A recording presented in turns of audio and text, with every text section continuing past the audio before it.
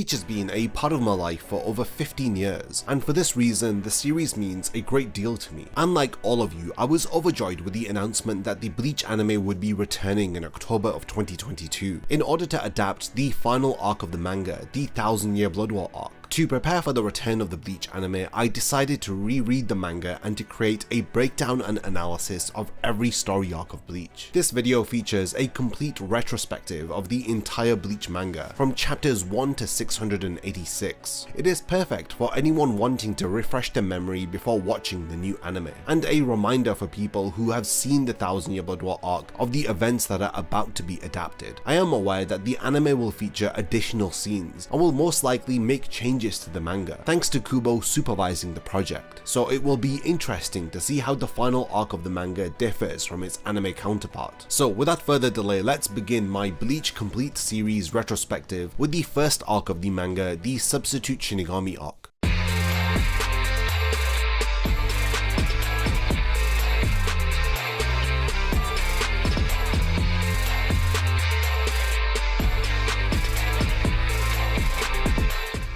Written and illustrated by the author Tite Kubo, Bleach was a series that redefined everything that we know about action supernatural manga. After its premiere in Weekly Shonen Jump in August of 2001, Bleach heavily relies upon and incorporates the idea of the afterlife into its story, as Kubo gives us his interpretation of life after death. The story and setting incorporates real life and fantasy elements, like the environment and hierarchical structure of the Soul Society clearly being based upon feudal Japan, as well as the clothing and weaponry utilized by the Shinigami being inspired by the real-world legendary samurai of the past, as well as the ideology of one such samurai, Miyamoto Musashi, being incorporated into several characters that feature within this story. Kubo was also influenced by works from several authors that he had grown up with, most notably series like Gigigi no Kitaro, Saint Seiya, and even Akira Toriyama's Dragon Ball, with him even citing in a March 2006 interview that it was Toriyama that had taught Kubo that villains need to be strong, scary, and cool, with Kubo going as far as to say that the fight scene involving Trunks' first appearance being one of the most shocking and surprising story events that he had ever read within a manga. Kubo takes full advantage of the visual medium of manga in order to uniquely convey to us his story with stylistic and cool imagery, which is clearly influenced by the world of cinema. Kubo doesn't bog down his story with walls of text, instead he allows his art to speak for itself. Kubo's unique method of stylistic imagery in order to convey story is also incorporated into his method of creating characters. Kubo has stated that when he creates characters, he first designs them, and then bases their personalities upon what he has drawn. This method of creating characters ensures that each character is unique from one another. Kubo has brought to life a long list of incredible characters. He usually introduces several characters at once into his story through the group dynamics that those characters fit into. If you need proof that Kubo excels at the craft of creating characters, then look no further than the captains of the Gotei 13, how each of them have their unique and distinctive personalities, and how their character designs, the accessories that they are wearing on their garments, complement their backstories, and even their motives for taking action within the story. The captains and lieutenants of the Soul Society are required to wear a set uniform, but Kubo designs into these uniforms unique modifications and alterations, which perfectly complement the personalities of each of these characters, whether if this is Hisagi's sleeveless attire, or with Renji's equally as rebellious headband that perfectly complements his incredibly cool tattoos. The changes made to Hisagi's clothing convey to us his admiration and respect for his former captain turned Vizard Kensei, while Renji's appearance complements his rebellious hot-headed nature, and is perfectly juxtaposed by the appearance of the man that he wants to surpass, Byakuya Kuchiki, who is far more calm and mellow in his appearance and personality when compared to Renji. Now that we have spoken about the author of Bleach, the influences for the story, and some of my own examples of what makes Bleach a great story, let's now dive into the analysis of the first story arc of Bleach. In this video, I'll be going over the events that take place between chapters 1 to 70, or in other words, the Substitute Shinigami Arc, which is also referred to as the Death Trilogy Overture, Death and the Strawberry. It is important to note that the first 70 chapters of Bleach are adapted into the first 20 episodes of the Bleach anime.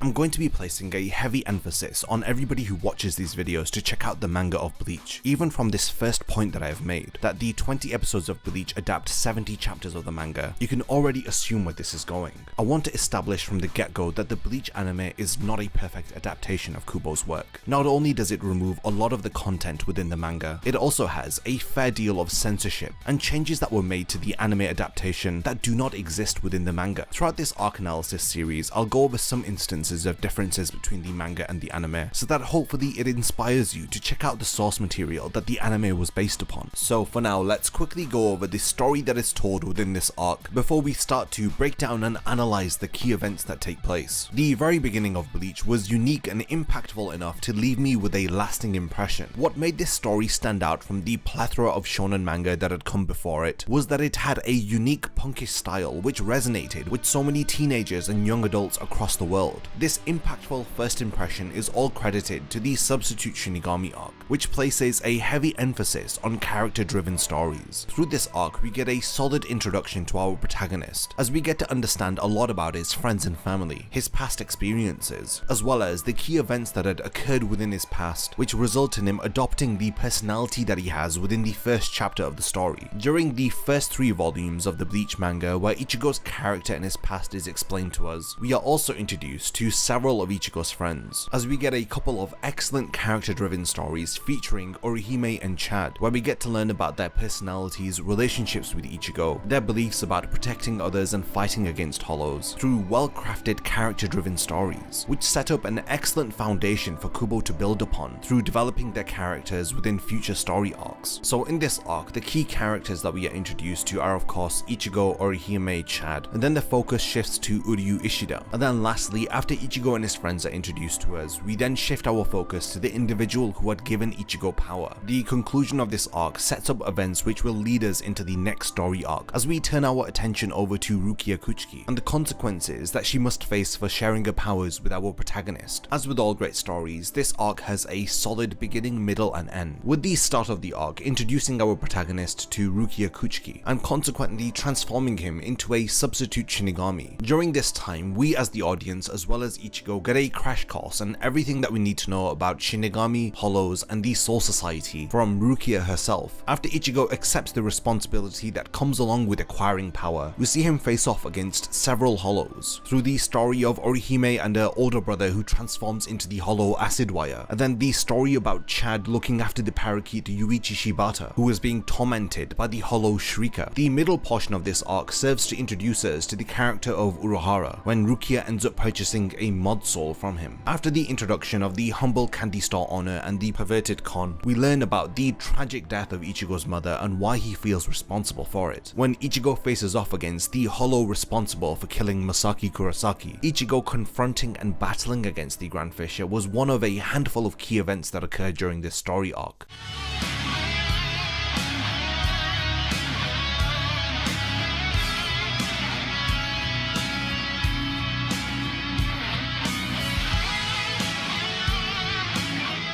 This portion of the story, titled Memories in the Rain, begins in chapter 18 and concludes by chapter 25. After some antics with Don Kononji, we are then introduced to the character of Uryu Ishida, who identifies himself as a Quincy. It is through his character that we learn about the long-standing feud that exists between the Quincy and the Shinigami. The conflict between the two races exists because of the way that they exterminate hollows. Shinigami purify the hollows, sending them to the Soul Society, while Quincy exterminate the hollow, including its soul, through utilizing their Quincy arrows. Through Uryu's character, we are introduced to Ichigo's first rival within the story. After crushing a piece of hollow bait, he challenges Ichigo to a competition of who can destroy the most hollows, and when far more hollows than either of them had expected appear within Karakura town, we see Chad and Orihime caught up in Uryu's game, as Chad activates his powers against the hollow Bulbous G, while Orihime gains her abilities battling against the hollow Numb Chandelier. The candy store owner Urahara makes a reappearance during this portion of the story, as he explains the life-changing significance of gaining power to Orihime and Chad. This competition with Uryu ends after the appearance of a Menos Grande. After the two of them work together and wound the oversized opponent, they call a truce to their rivalry. And of course, the impactful end portion of this arc involves Rukia running away from Kurosaki Clinic and the arrival of Byakuya and Renji in Karakura town in order to apprehend Rukia.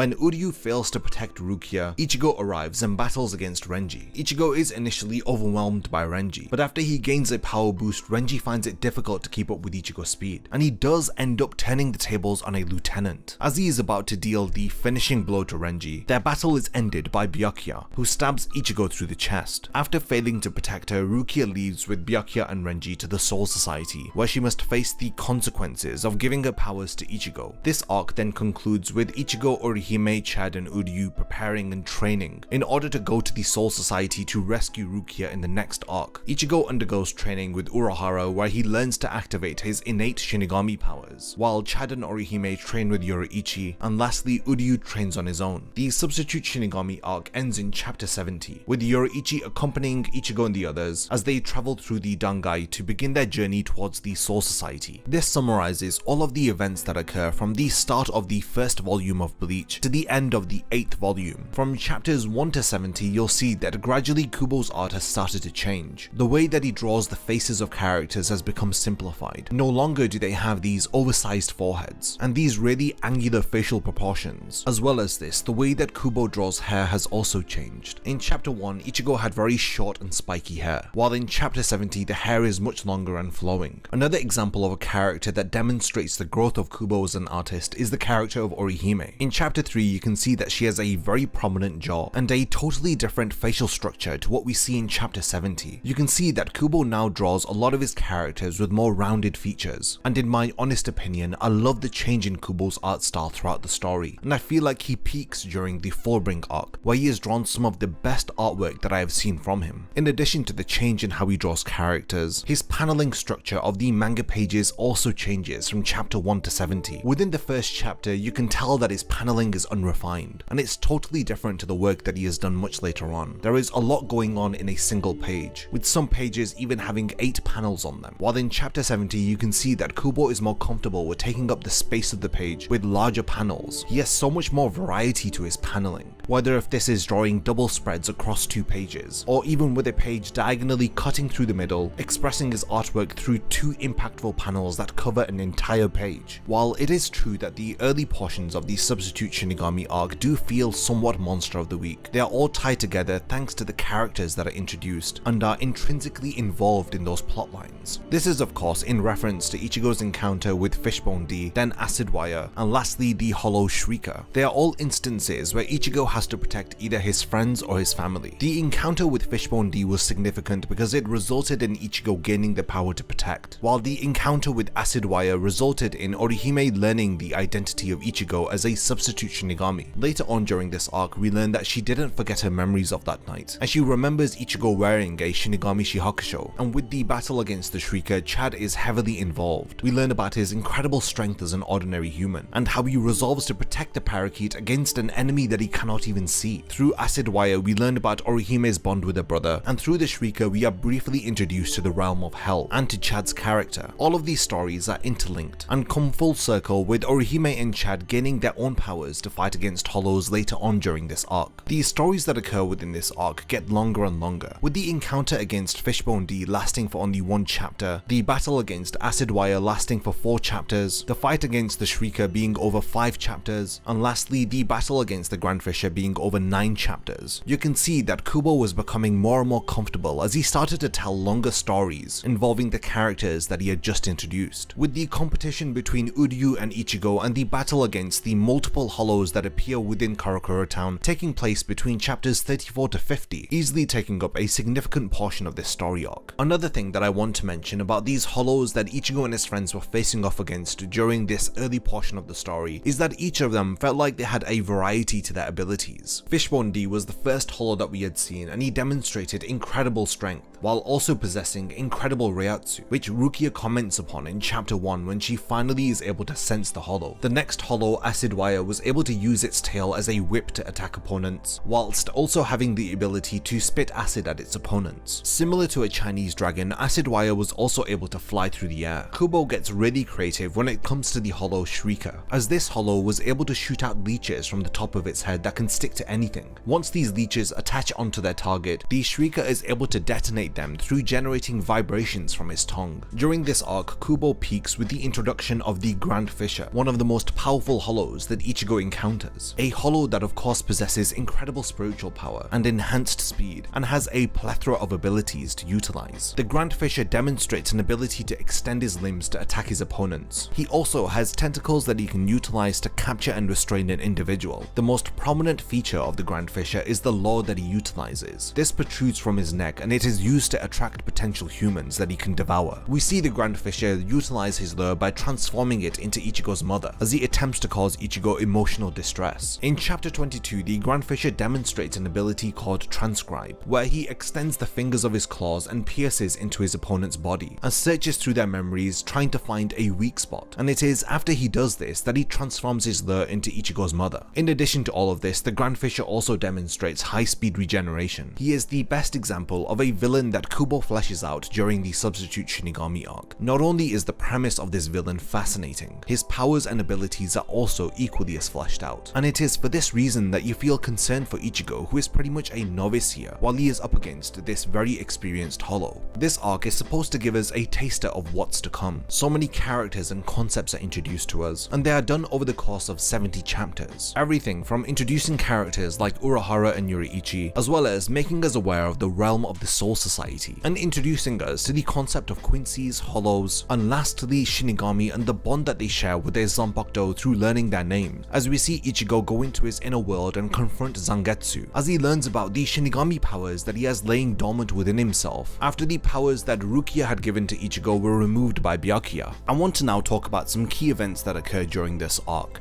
the first of which is the introduction of Uryu's character. Kubo has a very distinctive manner in which he introduces characters. The best way that I can describe it is that he does so in a very cool but yet mysterious manner. Typically, the character is observing what Ichigo is doing, and there is always this air of sinister malice. You see this not only when Uryu is introduced, but even when characters like Shinji Hirako or Ginjo Kugo are introduced into the story. Through introducing Uryu's character, Kubo sets up an opposite of Ichigo. Not only is Uryu an opposite in terms of a Quincy, while Ichigo is a Shinigami, Uryu is also the more experienced fighter, while Ichigo is the novice who is new to this world. In chapter 34, Uryu is even surprised that Ichigo cannot sense the presence of a hollow. In front of both Ichigo and Rukia, Uryu summons his powers and destroys a nearby hollow. The arrow fires through the hollow like a lightning bolt, as the lore of Bleach continues to be expanded through the introduction of a Quincy. At the end of chapter 34, Uryu states to Ichigo that he hates Shinigami, and this is explained to us when we learned about Uryu's grandfather Soken Ishida, who had passed down to him the traditions of the Quincy. Uryu had developed a hatred for Shinigami after his master Soken Ishida was defeated by hollows. It was evident that the Shinigami could have arrived much sooner to save Soken Ishida, but they had purposefully been delayed in their response to help him, and this was after years of his master trying to mend the bond between Shinigami and Quincy. He had been trying his utmost best for the two groups to get along with each other, and this was despite the fact that the Shinigami had exterminated all of the Quincy in order to protect the stability of the souls between the human world and the Soul Society. After hearing about Uryu's grandfather, in chapter 46, Ichigo declares that he is going to work together with Uryu in order to defeat the hollows. Uryu initially disagrees to this notion, but he eventually changes his mind after Ichigo reveals to him that he had lost his mother to a hollow, and he explains to Uryu that he wants to protect others from experiencing such pain, the pain that he had felt when he had lost his mother, and this is what ultimately leads to the two of them working together in order to push back the threat of a Menos Grande. Upon first viewing, seeing Ichigo and Uryu work together may not be that significant, but after reading through the entirety of the story, the two of them working together in this instance is a historical moment. You can see that Urahara even recognizes this when he stops Rukia from assisting the two of them, as he emphasizes that it is an important battle for both Ichigo and Uryu to face off against this Menos Grande.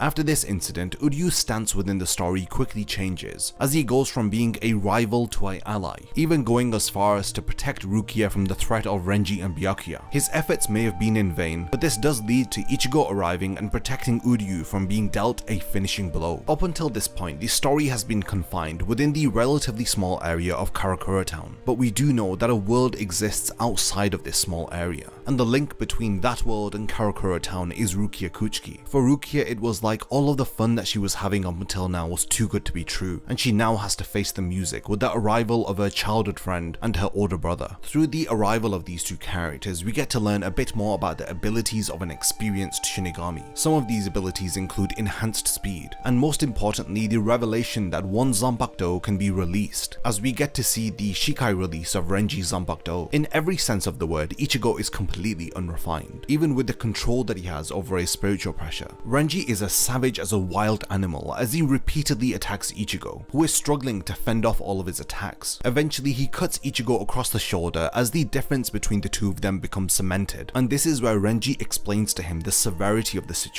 Up until now, Ichigo has been fighting against hollows, but he is now up against a Shinigami who has decades of experience. Renji declares that Ichigo is as good as dead, and after he dies his powers will be returned to Rukia, and after his defeat Rukia will be taken back to the Soul Society where she will be executed. Rukia had run away from Kurosaki Clinic in order to protect Ichigo. She was aware of the consequences of what she had done, and she didn't want to drag Ichigo into it. After all, he was the one who had taken all of her powers. This condescending talk doesn't waver Ichigo's resolve, as he manages to swipe his Zanpakuto across Renji's face, scratching his chin. During this battle against Renji, it becomes evident that Ichigo doesn't know the name of his Zanpakuto, as Kubo introduces into his story an element to his Shinigami's power that becomes significant all the way to the end of the story. Names are a pivotal aspect to the lore of Bleach. Whether if this is calling out the name of your Zanpakuto or calling out the name of an ability, each of them have their significance, and this is explained further in detail during the 1000 Year Blood War arc, but I'll get around to that when I review that story arc. What's important to note is that the name of the Zanpakuto is first mentioned within chapter 54, and it leaves Ichigo completely confused as he has no idea what his Zanpakuto is called, and it is immediately after this instance Renji activates his Shikai, as his Zanpakuto completely transforms in shape. He strikes down Ichigo across his left shoulder, completely cutting him down. Over the course of 50 or so chapters, a meaningful bond is formed between Ichigo and Rukia. Rukia had gifted Ichigo with the power to protect his loved ones, something that he had desired ever since the death of his mother, while Ichigo had inadvertently granted Rukia with the gift of enjoying a normal life, making friends and not worrying about your duties or responsibilities. A carefree life where she would no longer have to worry about being a Shinigami or going back to the Soul Society. A life that she had enjoyed so much to the point that she felt guilty and had to force herself to run away from Kurosaki Clinic in order to protect Ichigo. It is because of the friendship that has developed between these two characters that Rukia holds Renji back from delivering the final blow to Ichigo. It is then in chapter 55 where Ichigo has a sudden burst of spiritual power. Thanks to this, he is able to turn the tide of the battle as he sweeps Renji off of his feet, knocking him to the ground. Just as Ichigo is about to declare victory against Renji, his Zanpakuto is severed clean in half by the quiet Byakuya Kuchiki, who has been doing nothing but observing this battle. Byakuya demonstrates the true difference in power between an ordinary Shinigami and a captain level Shinigami, as his incredible speed results in him appearing behind Ichigo without him even noticing, as he just as quickly stabs him through the chest. Ichigo at this moment collapses and is left with no choice but to see Rukia leave with both Byakuya and Renji. No further action will be needed against Ichigo, as he will eventually bleed out and die anyway. Just like so many other impactful scenes that occur within this manga, Kubo depicts this moment poetically, as Ichigo slowly bleeds out on the pavement with rain pouring down on him. He ends up being rescued by that humble candy store owner who always appears to be there, who is always aware of whatever is going on, but has never directly gotten involved within the story up until this point. Urahara not only heals Uryu, but he rescues Ichigo and brings him back to his store. He tells Ichigo that only he can save Rukia, and he has a method of getting him to the Soul Society, but he will only tell Ichigo this method if he promises to train with him for the next 10 days. And it is over the course of these 10 days where we are introduced to the source of Ichigo's powers, the fact that he has a dual hollow and Shinigami nature, and this is foreshadowed to us after he returns from his inner world and activates his own Shinigami powers while he is donning a mysterious hollow mask on his face. When Ichigo is sent into his inner world, he is introduced to his supposed Zanpakuto spirit, Zangetsu. This mysterious long-haired cloak-wearing individual reveals to Ichigo that his own Shinigami powers were awakened when he had borrowed Rukia's powers. It is at this moment that Ichigo is ordered to activate his own Shinigami powers by picking one box out of 1,000 falling boxes. He is to find the box that contains his Shinigami powers. After Ichigo is successful and emerges with his own Shinigami powers, he trains one-to-one with Urahara, as we learn just how powerful Urahara is. The second Shikai release of any Zanpakuto that we see within Bleach is the Zanpakuto of Urahara, as we learn the name of his Zanpakuto is Benihime. During his training with Urahara, Ichigo is made to face the fear that he feels while taking part in battle. Ichigo has difficulty calling upon his Zanpakuto because his ears are plugged with fear. When Ichigo stops running away from Urahara and hesitating, he calls upon his Zanpakuto, which results in him unleashing his first Getsuga Tensho in chapter chapter 67. After the dust settles, we see that Ichigo has actually manifested the Shikai release of his Zanbakudo. Their training ends after Ichigo unleashes a powerful Getsuga Tensho, which Urahara manages to block but still deals some damage to his hat. After this, Urahara declares that Ichigo is ready now to go to the Soul Society. While Ichigo is being trained, we do get to see some glimpses of the Soul Society, especially during chapter 65, as we see that Byakuya is confronted by Kinpachi Zaraki, who begins to taunt him. Kinpachi ends up being dragged away by Genichimaru, as we get our first glimpse of the world that Ichigo and the others are going to be going into. After Ichigo's training is completed, Ichigo has some downtime with his friends, as they get together to watch some fireworks. And of course, not too long after this, Ichigo and the others are led by Yoruichi through the Sankaimon, as they make their way through the Dangai in order to get to the Soul Society. This arc ends with a gripping cliffhanger. There are so many questions that are left unanswered. We are going into an entirely new world, which feels like Ichigo and his friends are not totally equipped to deal with. I remember when I had first read the conclusion of the Substitute Shinigami Arc, I had felt doubt and fear, wondering if Ichigo and the others could really succeed in their mission with rescuing Rukia, especially after the feats that Byakuya had demonstrated, how easily he was able to cut down Ichigo. But despite this, Ichigo's resolve had given me hope, and how his resolve was able to see him through several encounters that we have seen within these 70 chapters, including his battle against the Shrieker, the Grand Fisher, even being able to successfully fend off a Menos Grande, and the most significant was his comeback against Renji, when he had turned the tide of the battle. When all hope seemed to be lost and Ichigo was about to be defeated, he was able to muster the strength to fight back. After seeing the potential that Ichigo possesses during his training with Urahara, we can see that he has so much room for growth, and this incredibly fascinating Shikai release that Renji had demonstrated, Ichigo too was quickly able to achieve. I've seen a lot of people state that the theme of the Substitute Shinigami Arc is death and how to deal with it. I do agree with this slightly, but I believe that the theme of death is prevalent throughout the entirety of the Bleach story. Ichigo had to learn to deal with the death of his mother, and to come to terms with it and not to blame himself. While this goal isn't achieved within this arc, he does eventually realize this much later on. During this arc, it is also revealed that Ichigo's friends that accompany him to the Soul Society also had to face death through their own unique experiences. Whether if this was Orihime coming to terms with the death of her older brother and reminding him that she has not forgotten him, or Chad realizing that the spirit of the boy that was trapped within the parakeet has actually died, and there is no way for him to be revived back into the real world. In addition to this, Chad was born in Japan and was taken to Mexico by his parents, but at a young age they had died. We do find this out in chapter 107, but it does clarify that Chad's character also had to deal with death in his life. And lastly, the character of Uryu Ishida also had to face the pain of loss after losing his master Soken Ishida. Ichigo and his friends know all too well the pain and suffering one must endure after losing a loved one. At this point in the story, Rukia had become a cherished friend to Ichigo. He cannot stand by and let her be killed after everything that she has done. If it wasn't for her, Ichigo would not have been able to protect his family that night. If it wasn't for her, Ichigo would not have known what it feels like to have the power to protect. In chapter 58, prior to Ichigo training with Urahara, he learns that nobody else remembers Rukia, and all traces of her existence within the human world have been erased. However, it is revealed that Orihime actually remembers Rukia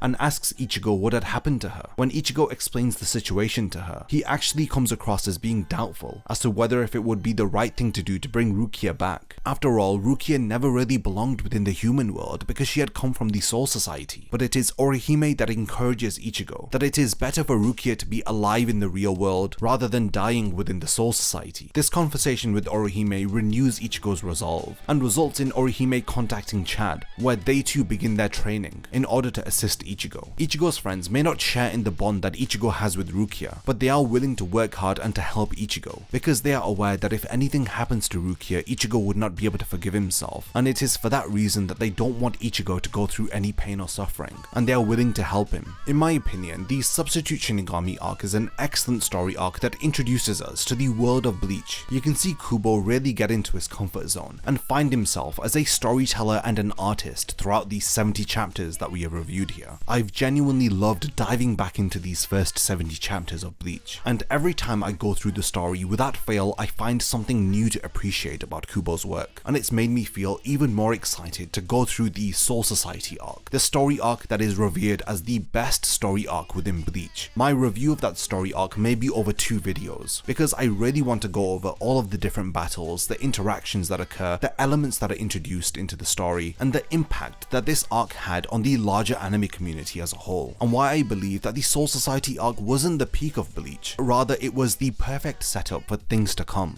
In the first video of my Bleach analysis series, we covered the first 70 chapters of the story. We spoke about how Kubo introduced us to several characters and different concepts, and in this second video we're going to go straight into the following arc, the Soul Society arc, as we pick up from where we left off, following Ichigo and his friends making their way over to the Soul Society in order to rescue their friend Rukia. The Soul Society arc is regarded as one of the best arcs within all of shonen anime and manga, and it is for this reason that I really want to take my time with this story arc and delve into its finer details, trying to understand why it is beloved by so many people. So for this reason, I'm going to be splitting up my Soul Society arc analysis into 2 videos. In this first part, we'll be covering everything from the start of this arc all the way up until Ichigo is reunited with Rukia after his battle with Kenpachi. So I'm incredibly excited to dive into this material because it features some of Kubo's best work. Let's see how he builds off of the conclusion of the Substitute Shinigami arc and delivers to us a fascinating opening act, which introduces us to a new cast of characters, an entirely new world, and how the characters he introduced during the last arc react to all of these changes. And lastly, how Kubo establishes stakes within this arc, which not only make you empathize and engage with the characters, but make you feel invested into the outcome of this story. So without further delay, let's begin my analysis of the first half of the Soul Society arc.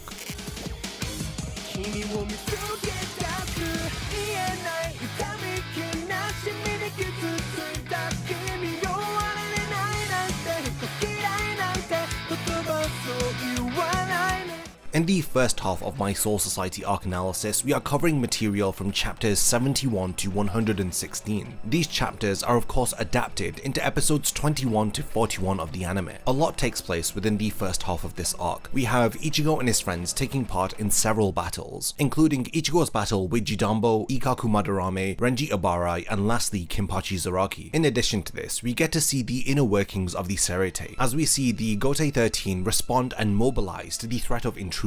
And in addition to all of this chaos that is occurring within the Serete, we have a shocking revelation that one of the captains of the Gotei 13 has been brutally murdered and put on display for everybody to see. So I personally believe that each story arc of Bleach has a theme that it centers itself around. While the Substitute Shinigami arc dealt with the themes of death as well as this idea of having the power to protect the weak, the second story arc of Bleach centers itself around this theme of having the resolve to carry out your desire. The individual whose resolve is tested to its limits during this arc is of course our protagonist Ichigo, and in typical style of a shonen battle series, he is made to face off against progressively stronger opponents, which serve to ultimately challenge and test his resolve. During Ichigo's battle against Ikkaku, the extent of his abilities are questioned by his opponent. During his rematch with Renji, his determination is put to the test, and lastly, his endurance and the true extent of his power is tested during his battle against Kenpachi Zaraki. Now before I analyze and dive into each of these 3 encounters, let's quickly familiarize ourselves with the events that take place during this story arc with a brief summary. After arriving in the Soul Society, Ichigo and his friends attempt to enter into the Serete, but their entry is blocked by the gatekeeper Jidambo, who guards the western gate of the Serete. He is one of 4 gatekeepers who are tasked with protecting the Serete from intruders. The gatekeepers of the Serete are considered to be exceptional Shinigami. Despite the threat that Jidambo poses, Ichigo confidently confronts him, as he reveals that he had successfully completed his training with Urahara with 5 days to spare, and during those 5 days he had been constantly battling against Urahara, honing and refining his skills, thus explaining why Ichigo is unnerved by the threat of this oversized Shinigami. These 5 days of training that Ichigo has with Urahara are not explicitly shown to us, but we do have a brief flashback to this period of time where Urahara had taught Ichigo an important lesson about resolve, but I'll cover that in a lot more detail when I go over his rematch against Renji. After Ichigo successfully destroys the axes of Jidambo and wins him over with his kind words, he and his friends are ultimately prevented from entering into the Serete by the arrival of Genichimaru. As a punishment for Jidambo assisting them, the captain easily cuts off his left arm and pushes Ichigo back out of the Serete. After having managed to survive their encounter with Genichimaru, they are left with no choice but to seek an alternative, unconventional entry method into the Serete. This comes in the form of Yoriichi's friend Kukakushiba. At the home of Kukakushiba, Ichigo and his friends learn to channel their spiritual power. They are required to create a stable barrier around themselves themselves, so that they can be successfully fired out of Kukakushiba's fireworks cannon. Meanwhile, in chapter 82, the captains of the Gotei 13 assemble, as they question Genichimaru as to why he didn't kill Ichigo and the others when he had encountered them, resulting in some of the captains and even us as the audience being suspicious of Gin's true motives. Their meeting ends up being interrupted by the arrival of Ichigo and the others into the Serite. They have a rather chaotic aerial entry into the Serite, and because of this, it results in all of them being split up. Immediately after Ichigo lands into the Serite, he is confronted by Ikkaku Madarame in chapter 85. After a bloodied and suspenseful battle, Ichigo ends up defeating Ikkaku. However, before the conclusion of their battle, Ikkaku warns Ichigo that if indeed Ichigo is the strongest amongst the invaders, then he should be fearful of his captain Kinpachi Zaraki, who will surely be out there hunting him down. After this battle, Ichigo rushes to the tower that Rukia is being held within, but before he can make it any further, he is reacquainted with the red-haired Renji Ibarai. He is determined to kill the individual who had stolen Rukia's powers, but Ichigo is equally as determined to take down anybody who stands in his way of rescuing Rukia. Now that Renji is within the Soul Society, there are no restrictions placed upon his powers, as he explains to Ichigo that during their first encounter he had been only using 1/5 of his full power. This is an intense back and forth battle, with initially Renji having the upper hand, but when Ichigo is made to remember his training with Urahara and what it means to have resolve when facing off against an opponent, the tide of battle quickly turns. Despite Ichigo knowing that there are several lieutenants and captains that stand in his way, it doesn't waver his resolve. Ichigo is going to rescue Rukia whatever the cost. During the Soul Society arc, a memorable aspect of his character is his resolve and determination. Ichigo has every reason to give up. The odds are overwhelmingly stacked against him. His opponents have decades and in some cases centuries worth of experience. From the previous arc, we are aware that Ichigo's desire to rescue Rukia is fueled by his feelings of guilt and responsibility. He feels responsible for everything that is happening to her. Unknowingly, it was him who had taken all of Rukia's powers, forcing her to reside within a Gigai until her powers had returned. It is because of Ichigo that she was away from the Soul Society for several months, and ultimately the reason why they had sent a search party out to look for her. During this battle against Renji, we learned about Renji's past with Rukia, how they had grown up together and studied together, and how after Rukia had been invited into the Kuchiki family, a distance had formed between the two of them. However, despite this distance, Renji still cares a great deal for Rukia, and it is for this reason that he overly exerts himself against Ichigo, and he expresses anger and his desire to kill the one who had taken Rukia's powers away from her, as he believes that it is because of that individual that Rukia is now going to be executed. Renji knows that he isn't strong enough to go against the Soul Society or to challenge his captain. For him, the execution of Rukia is an inevitability and it cannot be stopped, and the only way for him to let out his emotions and to exert his frustration is if he either kills or defeats Ichigo, while on the other hand, Ichigo opposes the law and order of the Soul Society. He goes up against a system that has been well established for over 1,000 years. Even a seasoned Shinigami like Renji Ibarai knows better than to oppose the well-established law and order of the Soul Society. Despite Renji's feelings for Rukia, he knows that his efforts to save her would be futile. The difference between the two of them is that Renji is aware of how overwhelmingly impossible of a task it is to rescue Rukia, while Ichigo, who is oblivious to the history and customs of the Soul Society, is pushing through every obstacle with even luck and a naive sense of blind optimism. He is later grounded by characters like Yoriichi, who put this task of rescuing Rukia into perspective for his character, but we'll talk about that during the later portions of this video, like how he is made to understand that he is throwing his life away by recklessly confronting captains of the Gotei 13 without even being aware of what the second release of a Zanpakuto is. But coming back to Ichigo's battle against Renji, it is an excellent test of his resolve. We know that Renji, similar to Uryu Ishida, is another rival turned friend. This change in his character occurs after Ichigo remembers how to battle without fear. After he reaffirms his will and cuts down Renji, we have an unpredictable turn of events. After remembering the history that he has shared with Rukia, he pleads with Ichigo to rescue her. The Soul Society is a world ruled on honor and pride, so for Renji requesting the help from an outsider, the very individual who had just defeated him, is a captivating display of humility on Renji's part. He admits to Ichigo that he is not strong enough to defeat his captain Byakuya Kuchiki, as he is the most prominent figure who stands in the way of stopping Rukia's execution. After learning that Renji had trained day in and day out in the pursuit of surpassing his captain, and his efforts ultimately amounting to nothing, Ichigo reassures Renji that he will rescue Rukia and he promises to defeat Byakuya. After this battle, while Ichigo's wounds are being healed by Hanataro, we have the shocking revelation that the captain of Squad 5, Sosuke Aizen, has been murdered. Obviously, the intruders of the Soul Society are assumed to be behind this. Not too long after this, Ichigo faces off against the inevitable. One of the captains captains of the Gotei 13 as he encounters Kenpachi Zaraki, the very captain that Ikkaku Madarame had warned Ichigo about. We quickly learn that Kenpachi is an individual who is addicted to the thrill of battle, and it is for this reason that he is obsessed with fighting strong opponents. Once again, Ichigo finds himself up against an unmovable obstacle in his path to rescue Rukia. Despite attacking him, he is unable to hurt Kenpachi, as it is made evident that Ichigo is not strong enough to be facing off against him, and this ultimately disappoints the captain. He appears to have defeated Ichigo after he stabs him through the chest with his Zanbakudo. He walks away from him as Ichigo once again finds himself in this situation. Similar to the prior arc where he was immobilized by Byakuya, Ichigo lays helplessly on the ground. After Ichigo begs for his blood to stop pouring out of his body, Zangetsu appears before him. After Ichigo speaks to the spirit of his Zanbakudo and proves that he is worthy enough to wield Zangetsu by facing off against Hollow Ichigo, he is then allowed to borrow the powers of Zangetsu while in battle. This results in him releasing an incredible amount of Reiatsu. Their battle resumes as Ichigo is able to hold his own against the captain. After proving that Ichigo is evenly matched against Kenpachi, he removes his eye patch as he affirms that he is going to kill Ichigo. This declaration by the captain does not move Ichigo, because now he is fighting alongside his Zanbakudo spirit. As long as he has Zangetsu supporting him, then there is no way that Ichigo would lose against an individual who doesn't even know the name of their own Zanbakudo. The battle between Ichigo and Kenpachi concludes in one final clash, which is a result of both of them unleashing all of their Reiatsu and charging towards each other. This final clash brings an end to their battle as it results in an evenly matched draw. During his battle against Kenpachi, Chad also encounters a captain of the Gotei 13. He ends up being easily defeated by Shunsuke Kyoraku. Before he is defeated, in chapter 106 we get to learn about Chad's past and the promise that he had made with Ichigo. After his battle against Kenpachi, Ichigo is helped by Yoriichi. Meanwhile, we learn that Ganju and Hanataro have just arrived at the tower where Rukia is being kept. However, after Ganju finally sees Rukia, we have a shocking revelation that she is the Shinigami who had killed his brother. In chapter 115, Rukia confirms to Ganju that she did indeed kill Kain Shiba. It is ironic that he was helping Ichigo go against the Soul Society in an attempt to rescue the very Shinigami who was responsible for killing his brother. Ganju confronting Rukia is interrupted by the sudden appearance of Byakuya's Reiatsu. He is approaching Rukia's location, aware that the intruders have made contact with her. In chapter 116, after Ichigo wakes up from having his wounds healed, he senses Byakuya's Reiatsu and quickly realizes that he is confronting Ganju and Hanataro. After realizing that his friends are in danger, he rushes off to their location, not heeding Yoriichi's warning. At the end of chapter 116, we see that Byakuya inflicts a fatal wound against Ganju, and before he can cut down Hanataro, Captain Ukitake arrives. But he isn't the only one to make a sudden appearance, as the chapter ends with the sudden arrival of Ichigo, as we finally have Ichigo reuniting with Rukia for the first time since the end of the Substitute Shinigami arc. In addition to this, he is once again confronting Byakuya Kuchiki, the very man who had taken Rukia back to the Soul Society, her older brother who is not opposed to her execution, and is in fact the largest and most formidable obstacle that stands in the way of Ichigo. This covers the story events that take place between chapters 71 to 116, forming the first half of the Soul Society arc. What I want to do now is to dive deeper into some key events that occur, the first of which is the introduction of the Gotei 13, which is this brand new cast of characters. These are the main antagonistic forces of this story arc that stand in the way of Ichigo and his friends from rescuing Rukia.